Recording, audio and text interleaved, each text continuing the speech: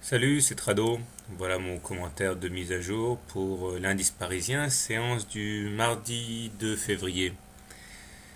Bien, nous avons actuellement un rebond technique de belle facture, puisque après avoir construit un support intermédiaire à 3778, nous sommes repartis de la hausse, repartis à la hausse. Et cette hausse est très forte, puisque nous avons réussi successivement à nous affranchir de l'ancien canal ocre descendant qui avait pourtant été cassé à la baisse et de la M7 qui pourtant elle aussi était une résistance à la hausse importante eu égard son inclinaison baissière très marquée.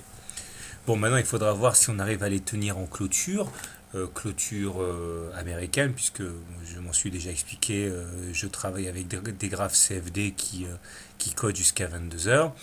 Mais compte tenu de la clôture française à 17h30, il semble que cet avantage soit dorénavant acquis.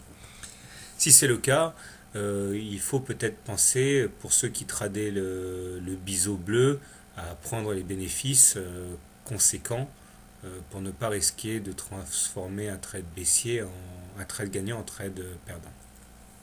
Toujours est-il que graphiquement, nous sommes maintenant bornés à la hausse par la résistance à 3821 et à la baisse par le support à 3778.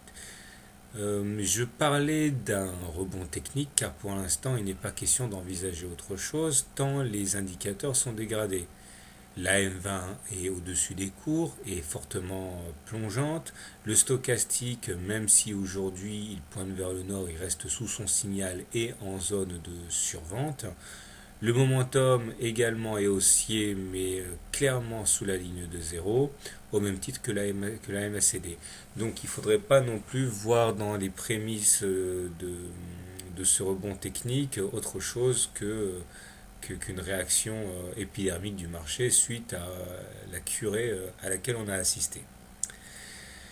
Alors comment trader l'indice parisien demain? Je pense que si vous êtes haussier, vous pouvez espérer a priori sans coup férir un retour sur la résistance à 3821 et également sur la M20.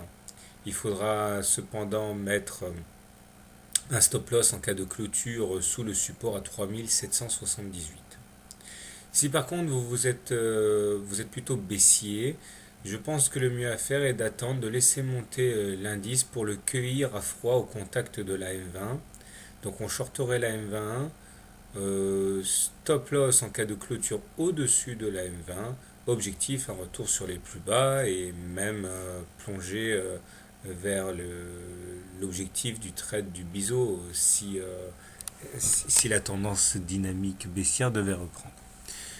Personnellement, je pense que nous sommes toujours en tendance baissière, donc j'aurais tendance à attendre un retour sur la M20 pour shorter à nouveau l'indice parisien. Voilà, je vous souhaite une bonne soirée et bon trade. À demain.